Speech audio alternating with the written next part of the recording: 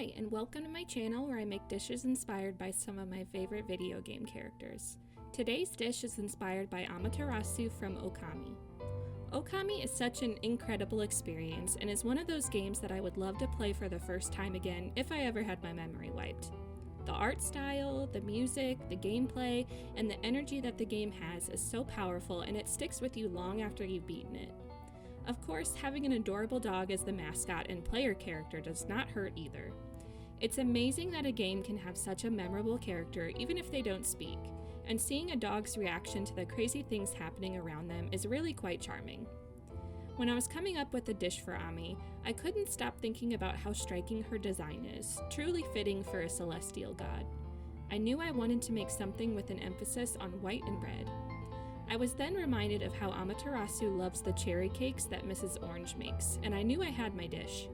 I decided on a cherry Swiss roll cake to embody Ammy's love for cherry cakes and pay homage to her swirling white and red color palette.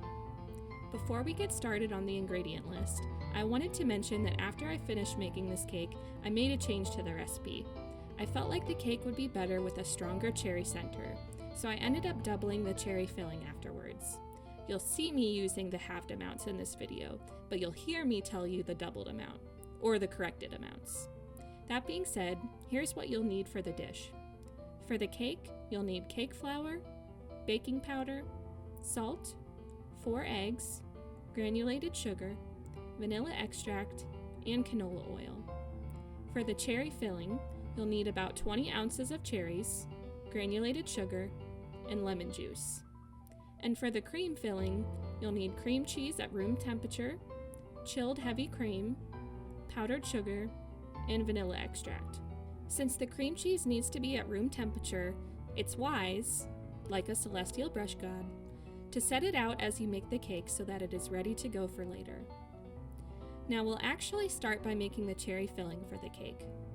Grab about 20 ounces of cherries and carefully pit each cherry. Be careful because cherry juice is a vibrant color that can stain lighter clothes pretty easily. Once your cherries are pitted, generally cut them so that they are a little bit smaller. You'll then grab a small saucepan and head to the stovetop. Into the saucepan, add your cut cherries as well as a half cup of granulated sugar and 2 tablespoons of lemon juice. Stir everything together and then turn the heat to medium. Let the cherry mixture come to a simmer and then continue to cook for about 20 to 30 minutes, stirring occasionally until the mixture becomes nice and thick like a jam. As the filling cooks, feel free to squish down some of the cherries in the saucepan, especially if some pieces are still pretty large. Once your filling looks like a nice and thick consistency, remove the saucepan from the heat and let the filling cool completely at room temperature. From here, we'll preheat our oven to 350 degrees Fahrenheit and grab a baking sheet. You'll use an 11 by 15 inch or a 12 by 16 inch baking sheet, and you'll butter the surfaces before lining with some parchment paper. We'll then start making our cake batter. In a medium bowl, we'll whisk together 3/4 cup of cake flour, 1 teaspoon of baking powder, and a half teaspoon of salt. Then in a separate large bowl, we'll add our 4 eggs, as well as 3/4 cup of granulated sugar and 1 teaspoon of vanilla extract. In a stand mixer or with an electric mixer, beat together the egg mixture until the mix becomes yellow and foamy. As the mixture becomes foamy, we'll then add in 2 tablespoons of canola oil and continue mixing just a tiny bit more until everything is combined. At this point, we'll gradually add our flour mix to our egg mix and make sure that everything is well incorporated and there are no more clumps of flour. We can then pour the cake batter into our prepared baking dish. It might feel like there's barely any batter in the pan, but that is okay. This sponge is supposed to be somewhat thin. Once your batter is all out of the bowl, use a spatula to make sure that the batter has spread evenly over all surfaces of the baking pan, making sure that even the corners are covered. Now it's time to pop the cake into the oven for about 12 to 15 minutes until a toothpick inserted into the center comes out clean. Once the cake comes out of the oven, we'll need to move somewhat quickly, but you don't need to rush yourself too much. Once the cake comes out, grab a large sheet of parchment paper and sprinkle it with a generous dusting of powdered sugar.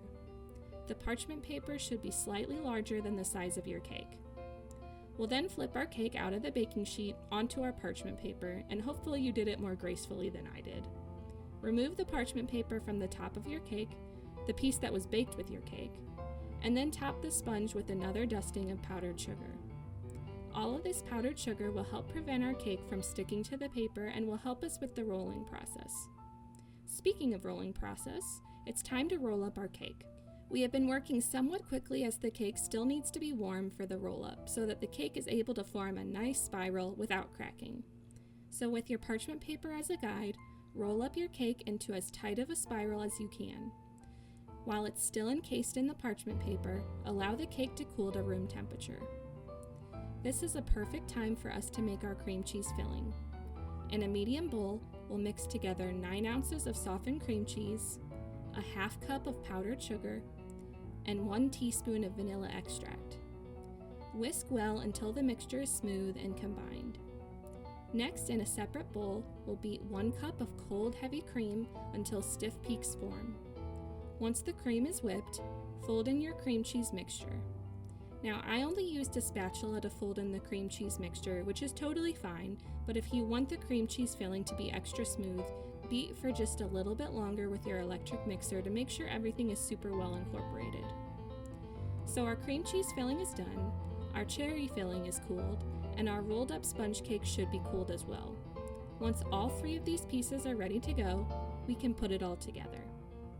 Carefully unroll your cake, and you should notice that it still has a slight curve to it. From here, we'll spread out our cherry filling in a nice and even layer over the surface of the cake. We'll then spread out our cream cheese filling on top of the cherry filling, again in a nice and even layer. Once your sponge cake is well covered, carefully roll your cake back up into a tight spiral. At this point, we're going to put the cake back into the fridge to chill for at least an hour before serving. This should just ensure that the shape and filling of the cake stays together as much as possible when serving. While your cake chills, feel free to chill out yourself by playing a game or maybe painting. And once the cake comes out, feel free to adorn with toppings of your choice, such as more fresh cherries, whipped cream, or powdered sugar. Swiss roll cakes are so much fun to make and are not as intimidating as they may seem. I had so much fun assembling everything, and the taste was such a reward of a job well done. The spiral creates such a beautiful appearance, especially with the mix of dark cherry and bright cream cheese. The taste is sweet, but not overly so, and it's honestly so refreshing to take a bite of. You can vary up your Swiss roll cake with so many different flavors and fruits too, which can be so fun to play around with. Speaking of fun, Amaterasu would have so much fun scarfing down this cake. It might seem like a shame that such a pretty cake would be devoured so quickly by a dog, but fueling a celestial brush god is serious business. I can just picture Mrs. Orange carefully placing this cake on the ground for Ammy, and her mouth opening up in a toothy, tongue-filled grin before sinking her teeth into it.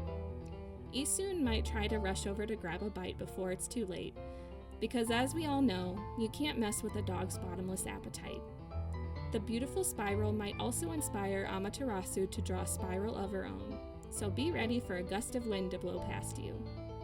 The recipe card is in the video description if you'd like a more quick and concise version to give it a try. Like if you want a bite, subscribe for more geeky treats, and comment what foods Amaterasu reminds you of. Thanks for following along.